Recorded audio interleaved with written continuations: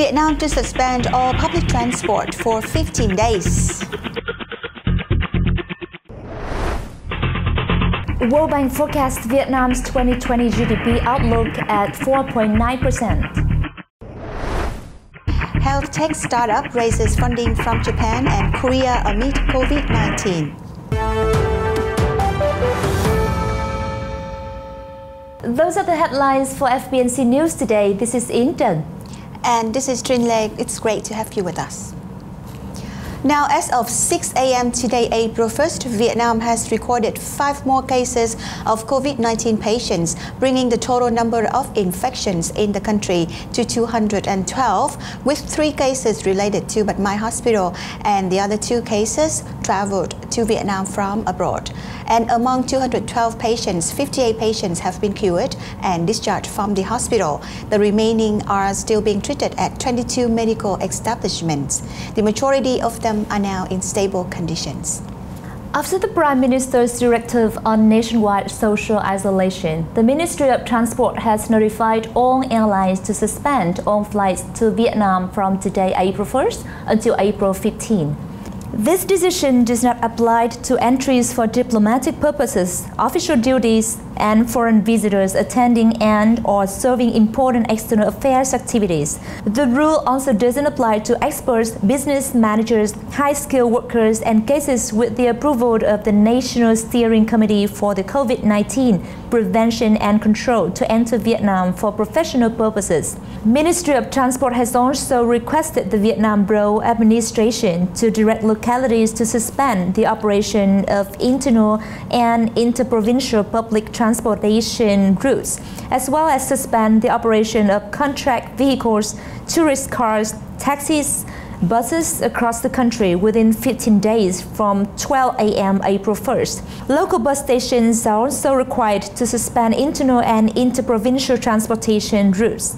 The National Maritime Bureau and the Inland Waterway Administration are responsible for coordinating with the localities to stop transporting passengers from shore to islands for 15 days. In special circumstances, the respective bodies must coordinate with the local Department of Transport to make decisions. Operations of non-passenger transportation are not restricted. Special cases such as for public duty reasons, transportation of necessities, shuttle buses for workers and experts, and transportation of production materials and goods are allowed to circulate. The European Council has approved the final procedure regarding the completion of the EU-Vietnam Free Trade Agreement, or evfta, paving the way for the implementation of the agreement later this year. The Vietnamese National Assembly needs to also ratify evfta in its next meeting in May. Once ratified, the deal will officially come into effect at the beginning of the summer.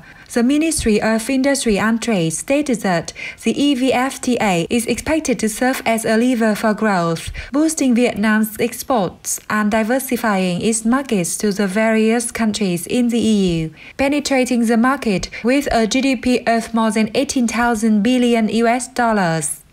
Under the agreement, Vietnam will cut 65% of import tax on EU commodities right after the deal comes into force, while the rest will be abolished over a 10-year period. Likewise, the EU will cut more than 70% of tariffs on Vietnam's commodities right after the deal takes effect, and the rest will be abolished over a 7-year period. Vietnam's GDP is expected to grow by 4.9% this year, about 1.6 percentage points lower than the previous projection, according to a latest World Bank report. Nonetheless, Vietnam's GDP growth is still at the top of the East Asia-Pacific region. Despite favorable prospects for the Vietnamese economy in the medium term, the country's GDP growth will be affected negatively by the COVID-19 pandemic, the World Bank said in a report titled East Asia and Pacific in the Time of COVID-19, published on Monday.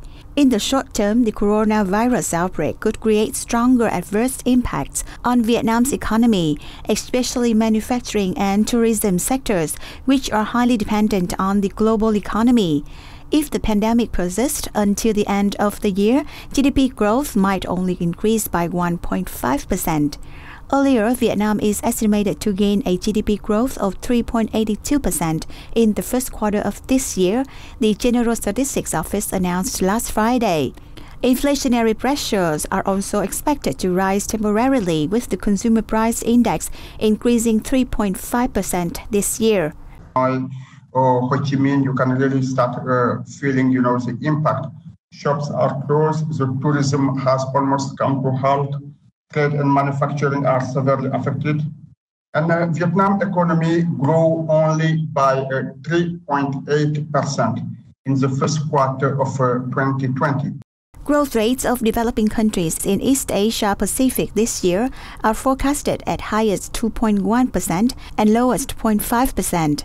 GDP growth of the second biggest economy in the world, China, is forecasted at highest 2.3% and lowest 0.1%. The World Bank also believes that Vietnam's economic growth will return to 7.5% in 2021 and 6.5% in 2022 once external demand improved, the service sector strengthened, and agricultural production gradually restored. Currently, the World Bank has also implemented a $14 billion quick financial package to enhance pandemic response globally. In particular, Vietnam can access to $50 million from this support package. The governor of the State Bank of Vietnam has just issued Directive Number 2 on urgent solutions to strengthen prevention and overcoming difficulties caused by COVID-19 pandemic. Notably, commercial banks will continue to sharply reduce lending rates. Commercial banks also agreed to continue to reduce lending rates with a reduction of up to 2% per year. Some banks specifically applied a reduction of 2.5% for affected businesses. This will make the interest rates for short-term loans ranging only from 4.5% to 5%. In addition, the governor of State Bank of Vietnam has issued the official telegraph number 3 to arrange staffs to maintain the operation of the banking system while ensuring effective disease prevention measures. The SBVs also stated that during the days of social isolation, all banking transactions from money transfers, withdrawals and deposits are still being processed smoothly without any interruption. The COVID-19 crisis has led to a sharp drop in shrimp productions exported to the EU and China this February this year. However, exports to the US, Japan and South Korea markets have made a new bounce. Customs statistics show that Vietnam's shrimp export in February reached $194.5 million, up 39.5% over the same period of the year. Accumulated in the first 2 months of this year, shrimp export reached $383.4 million, up 2.6% over the same period in 2019. This is a positive increase when seafood export in the first 2 months of the year went down. Particularly, Vietnamese shrimps to China market dropped by nearly 60% in February. Thanks to the exports to Japanese, American and Korean markets. Accordingly, shrimp exports to Japan in the first 2 months of the year reached $78.8 million, up 16.5%. Japan is Vietnam's largest shrimp import market, accounting for 20.6% of the total export value. Trades of this product to the US and South Korea increased 22.3% and 12.4% respectively. According to WhatsApp, the Korean market has not been much affected in the first 2 months of the year, but will be affected in the near future. If the shrimp industry maintains production at a moderate level at least until June, WhatsApp hopes that export to this market will be stable.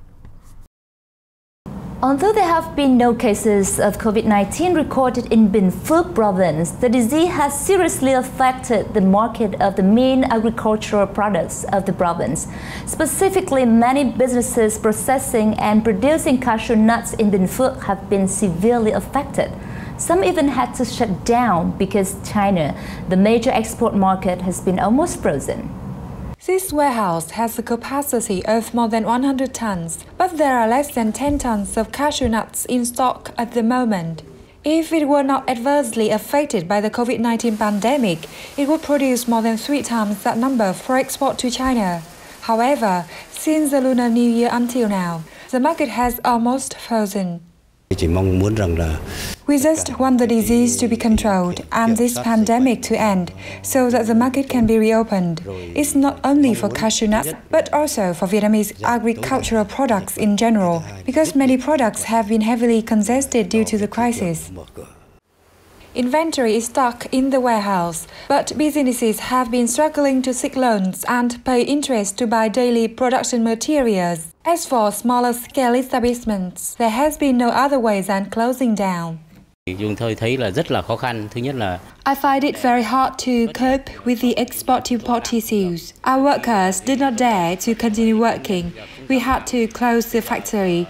All the inventory is now stuck, but we are still paying taxes and interests. It's really difficult for us.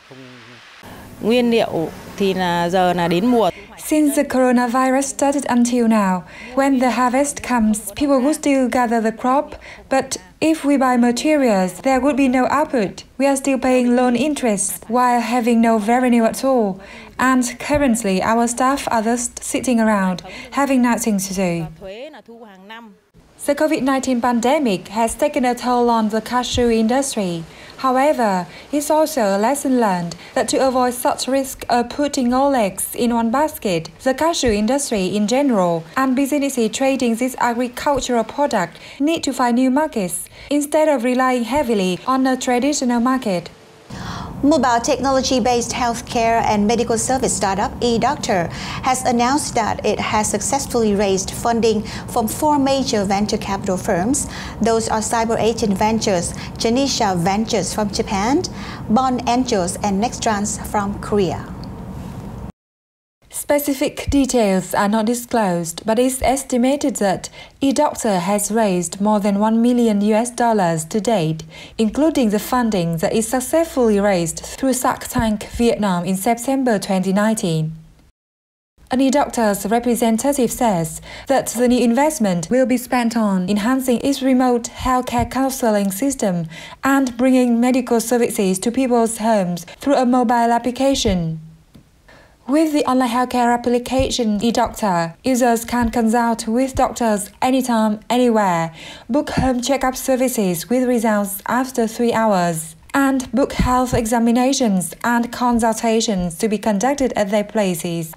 Until now, eDoctor has connected users with over 500 nurses, more than 400 doctors, as well as 80 clinics and hospitals across the country, and has served nearly 100 health check transactions for individuals, families, and businesses. With the COVID-19 pandemic spreading rapidly, online healthcare applications providing home services like eDoctor help people limit access to crowded places like hospitals containing the spread of the disease. That's all for FBNC News today. Thank you for watching. Until next time, goodbye.